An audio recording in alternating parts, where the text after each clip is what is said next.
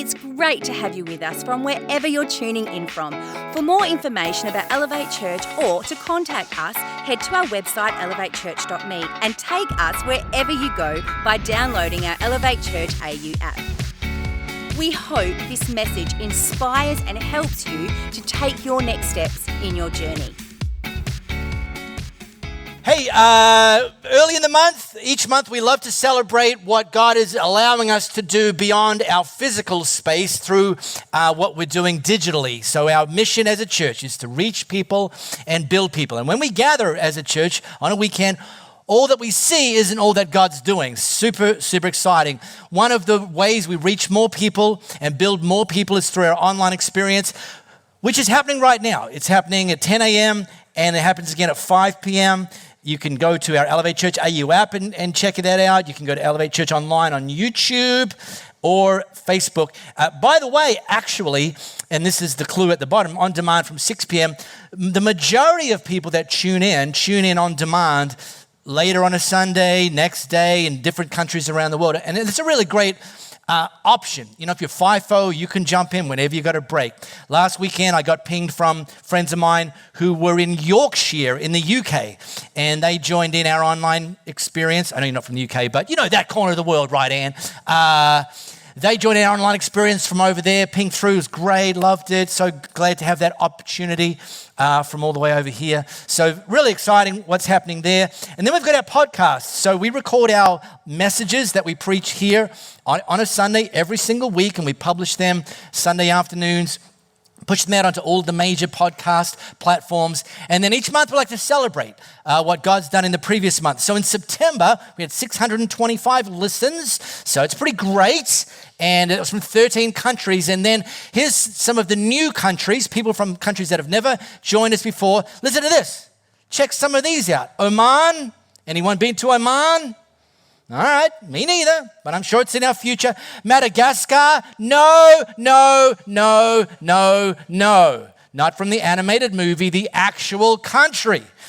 Mexico and the Russian Federation, hello. So how about we welcome everybody that's joining us via podcast today. Now, question, I wonder how many of you can relate to some or maybe even all of the following.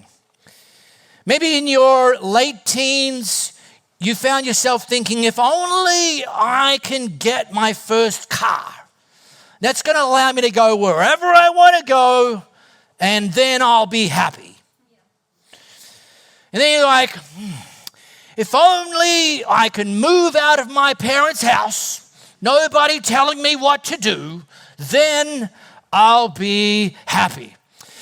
If I could just get the right job, then I'd be happy. If I could just find the right girl, the right guy, get married, then I'd be happy. If I could just have kids, then I'd be happy.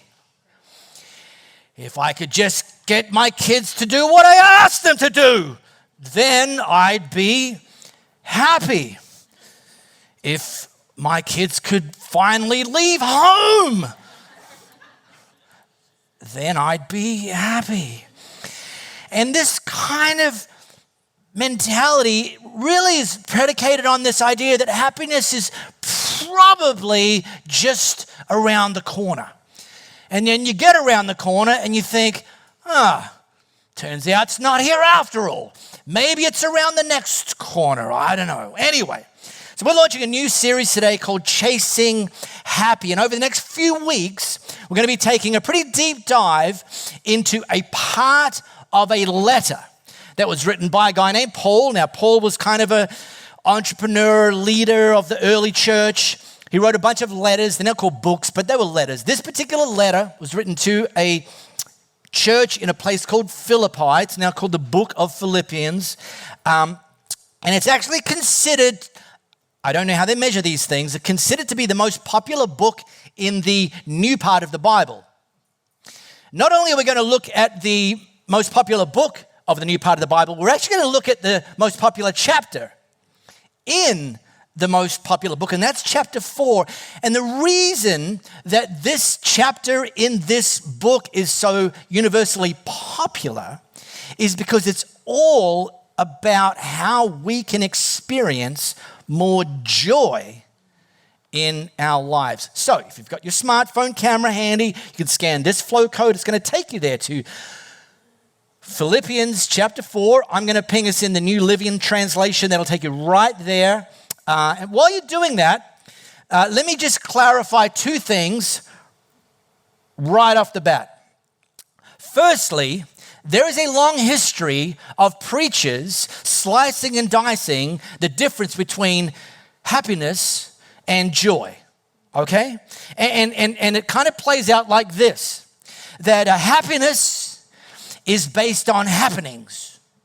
So don't place your faith in happenings, because happenings change. And because happenings change, happiness changes. But joy comes from the Lord. So place your faith in the Lord, not in happenings. Look to joy and not happiness. And full disclosure, I used to be one of those preachers. Here's where I stand now. Joy is not detached from happiness.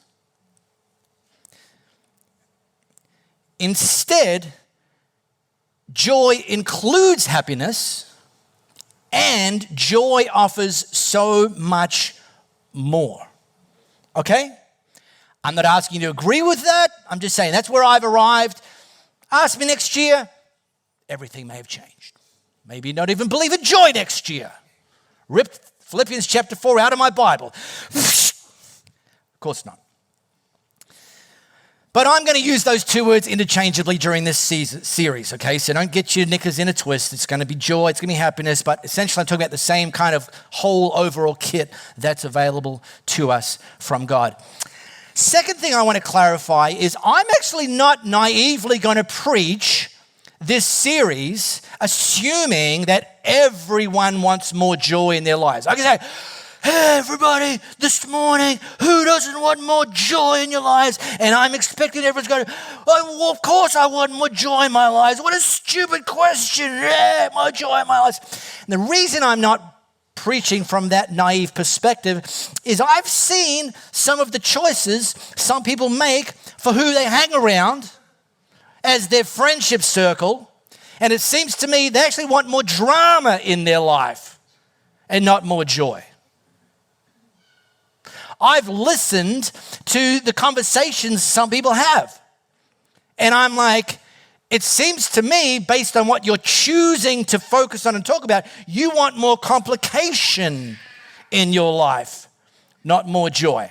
But here's what I'm going to do this morning, because look at you. You're gorgeous. I'm going to assume that you all want more joy in your lives. And those joining by podcast, I'm going to loop you in on that as well. For me, personally, I think it's a no-brainer. There's so much tension and stress and anxiety and mental health challenges and struggles and consistent life challenges, many of which are unavoidable. Why not, while we wade through life where those things come at us, want to have more joy despite those things being a part of the world we live in? I mean, if joy's on the table from God, I'm ordering it. I'll have a full serve, not a kid's version. So what I'm going to do over the next few weeks, and this is what Paul offers, he actually offers in this letter of instruction some very simple tools, very accessible tools, low-hanging fruit that are intended for us to apply to our everyday lives, and that by doing so, we will actually start to experience more joy as we follow Jesus. In verse 4, he starts with this: always be full of joy. Not always be full of cynicism, not always be full of negativity, not always be full of criticism. Those keyboard warriors out there listening, not always be full of rage. Yes, talking to you, Aaron and Karen. always be full of joy. It's an instruction. Here's an aspirational goal, in fact. Let me throw this out there right at the beginning of the series. We're just on ramping right now. Here's an aspirational goal. What if the people in your sphere, when they're thinking about you or talking about you, either to you or about you, what if they were to say, you know what, I'm not sure I believe everything that they believe about Jesus, but they sure do have a lot of joy. I'll give them that. And there's this like, maybe they know something I don't know, and maybe they have something that I can learn. So there's a bit more to this. Always be full of joy in the Lord. And I love when someone double clicks. Jesus did a lot of this. Often when God repeats something, it's because you're in trouble. Mark. I'm like, oh my God, he said my name twice. This isn't that. This is so important. I'm going to say it again. Rejoice. Here's a clue. Always be full of joy in the Lord. Happiness is found in the presence of God, not in the absence of problems. If you're waiting for the day that you will have no problems or challenges or stresses or tensions or those people orbiting, you'll be waiting a lifetime if you think that's the only way you can experience joy. Well, if only I didn't have bills to pay, then I'd have joy. All right, that's the one I will give you a free kick on. All right. I mean, that's definitely going to take you one step closer. But the reality is we'll never get to a place where we'll have no challenges. But God's promise is that's not where joy is found. The absence of problems, joy is found in the presence of God. So the pro tip is, right at the beginning, go to the source of happiness. If joy is found in the Lord, go to the source of happiness. Now, if I was to ask you, what's your happy place? Just think about that for a second. What would you say? Now, Louisa, full-blooded Italian, born in Australia. And when Louisa was 26, so tons of families still back in the old country. When she was 26, we went for Louisa's first trip back to Italy. We were there for 4 weeks. Louisa literally stepped off the plane, started interacting with some Italians, and said to me, "These are my people."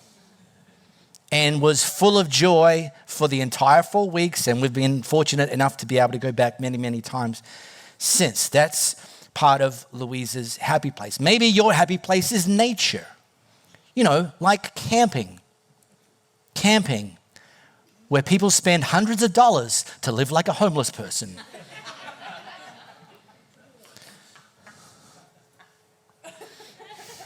Told you that one was coming down the pike, Haydo. You better have laughed. I workshopped that with Hayden. He's a serial camper. Thousands of dollars to live like a homeless person.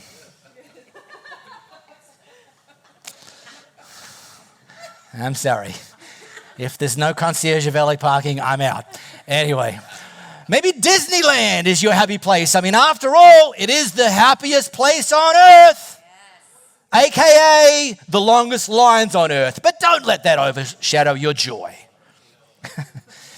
But Paul's big idea is that being in God's presence is the ultimate happy place. And so the connection there is if you want to experience more joy, spend more time with the source. This is a pro tip if you want to get into church leadership. Because church leadership isn't all about golf and coffee shops. There's challenges. I've been leading here for 14 years. I'm only 27 years old, and look at the toll it's taken on me.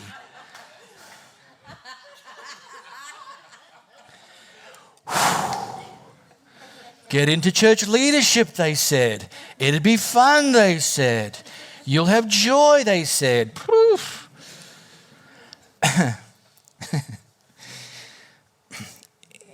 And in the 14 years that I've been leading here, we've lost some people to illnesses. We've had seasons of financial pressure where, you just can't kind of fix them overnight. We navigated a few years ago through a peak COVID pandemic where we were said, you can't even gather as a church until further notice. And yet I'll say this, unequivocally, the thing that's characterized my 14 years leading here is joy. And you're like, are you sure? Because I'm not in denial about the challenges. I was built for them, I signed up for them, and one thing that's characterized my journey is joy, because I don't got to do this, I get to do this. I get to see people taking next steps of faith. And I think, that is awesome. Because Jesus didn't call us just to believe in him, he called us to follow him. And when I see people doing that, but also when people take the step of actually believing in him, you are who you say you are. And I'm like, man, that is awesome. When we see people healed, joy. When we see people growing in their leadership capacity, joy. When we see marriages strengthened and even in some cases marriages restored.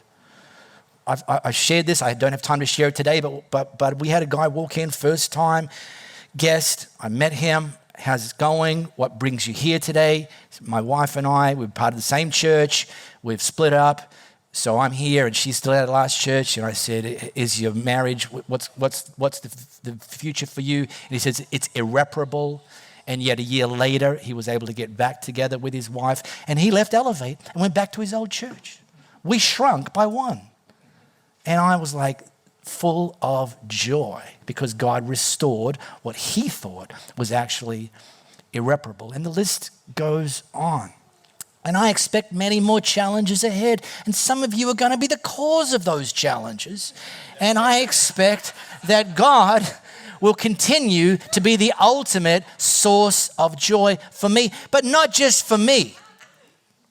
Yeah, we had some volunteers over here. Yep, count me in. Troublemakers. But it's actually one of the reasons God calls us to be the church together, to gather together, that this is actually meant to be a happy place.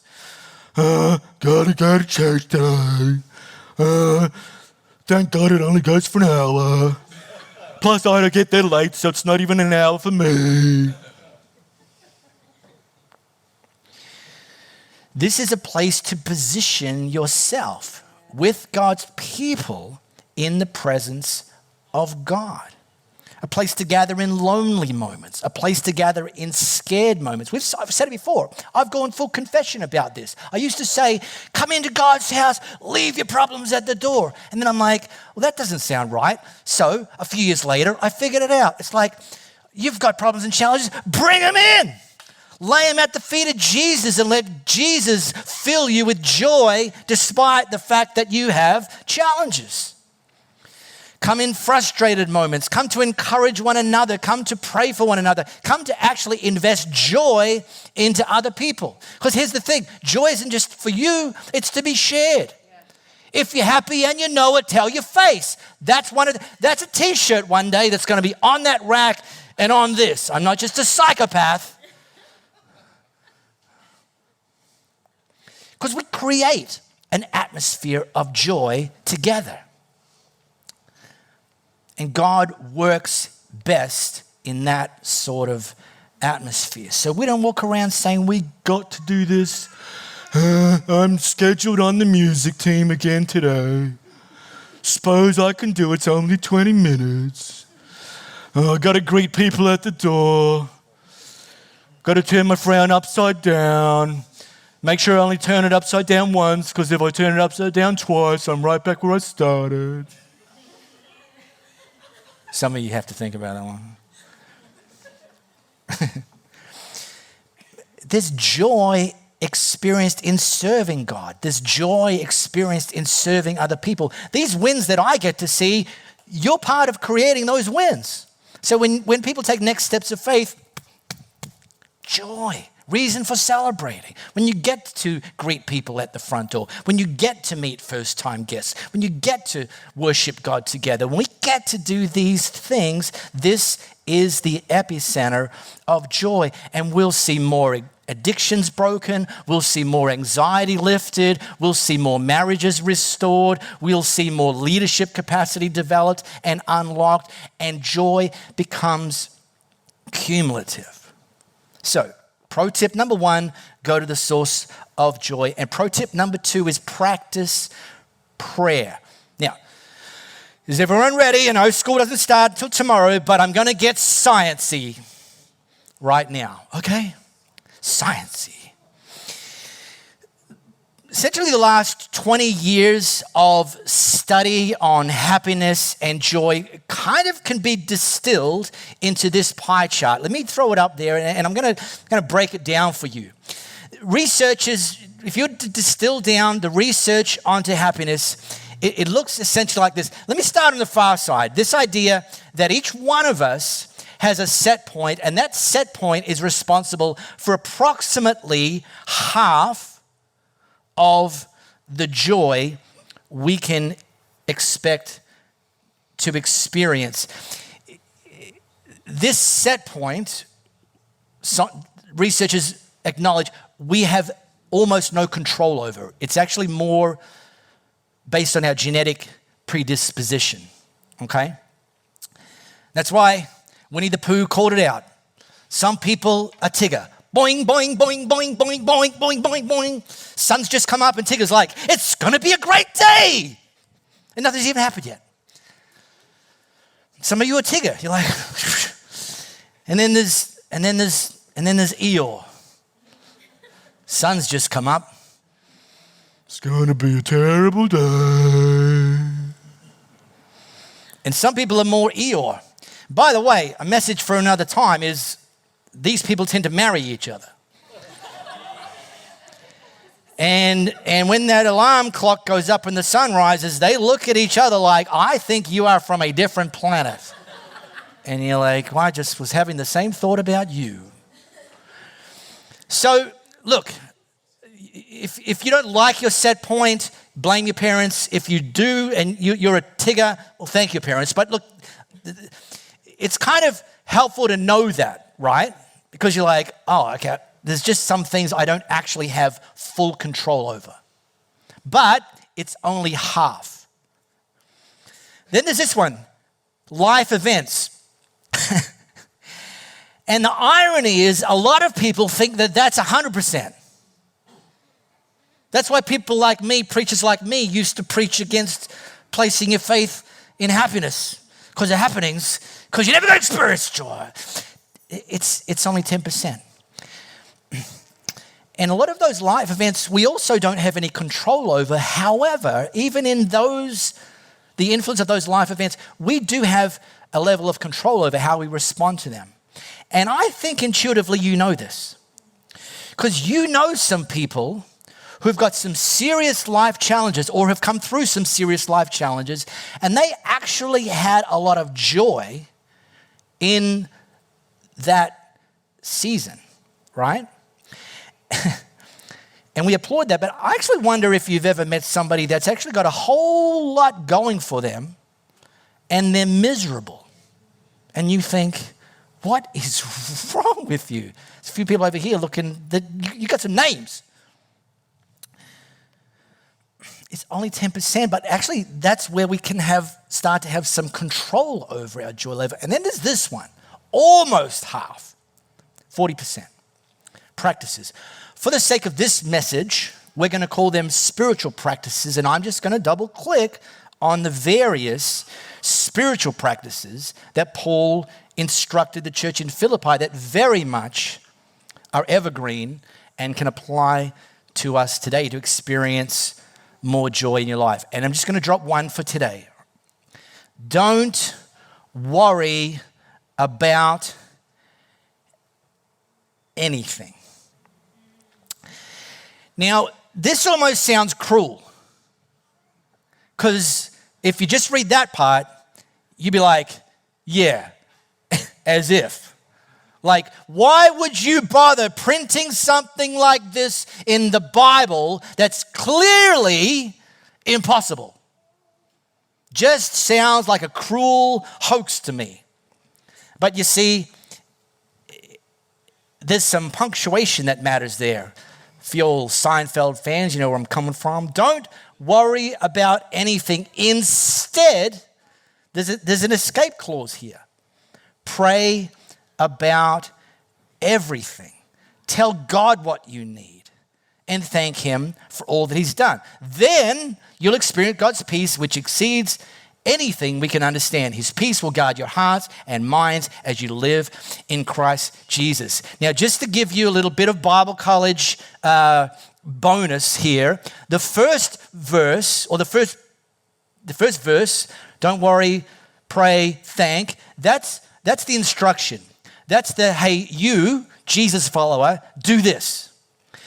Then Paul outlines the promise. Okay? It's a combination punch here. If you throw this punch, God will come back with this one, and it's a good thing. This first one, don't worry about anything. How many of you how many of you church veterans have heard that one before? Okay, if you're like, no, let me show you from another version. Don't be anxious about anything, but in every situation, by prayer and petition, with thanksgiving, present your requests to God. Or this one, be anxious for nothing, but in everything, by prayer and supplication, with thanksgiving, let your requests be known to God. That's the instruction. Some of you may have that memorized. Some of you may have that on a screenshot. Some of you may have that on your fridge at home. Some of you may have that in a wall art thing in your living room for your family. Don't worry about anything. Instead, pray about everything. Tell God what you need and thank Him for all He's done. Here's the thing, though. Knowing it, memorizing it, saying it, actually doesn't unlock the promise. The thing that unlocks the promise is doing it. The two things that Paul instructs us to do.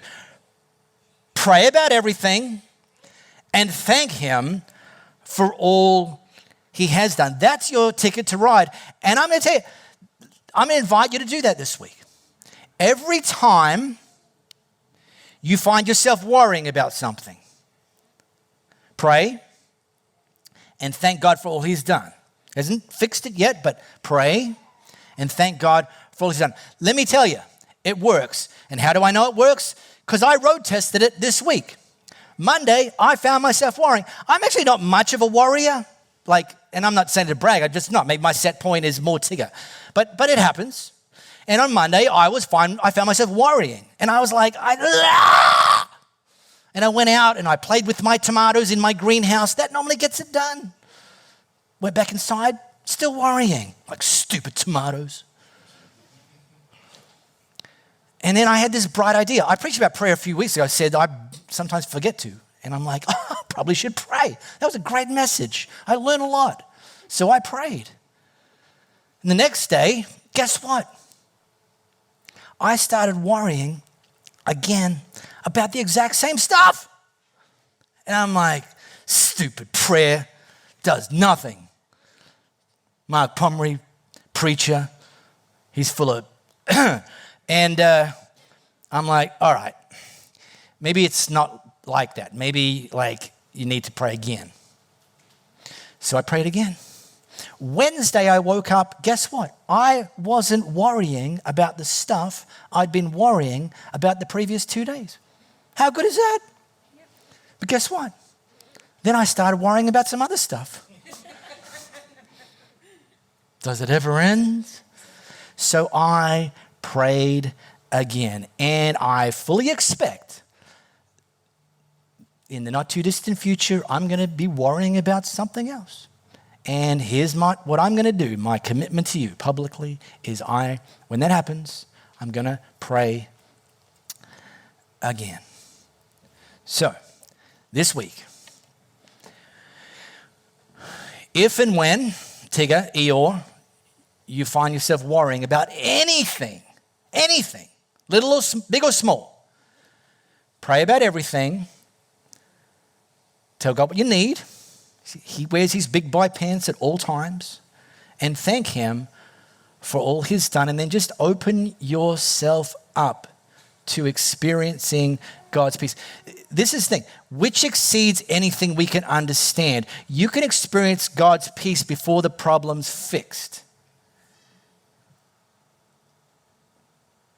You can experience God's peace and nothing in the circumstances has changed, and yet something on the inside of you can change, because it's not our circumstances that's the source of joy. It's the presence of God that's the source of joy. We really hope you got a lot out of this message. If you live in the Perth area, we'd love for you to join one of our live experiences. For times and directions, as well as information, head to our website, elevatechurch.me. For those of you beyond the Perth area, we'd love for you to connect with our online experience, which premieres every Sunday via YouTube and Facebook Live, and on demand immediately after. And to partner with us to reach more people by giving financially, head to our website, elevatechurch.me, and also download our Elevate Church AU app.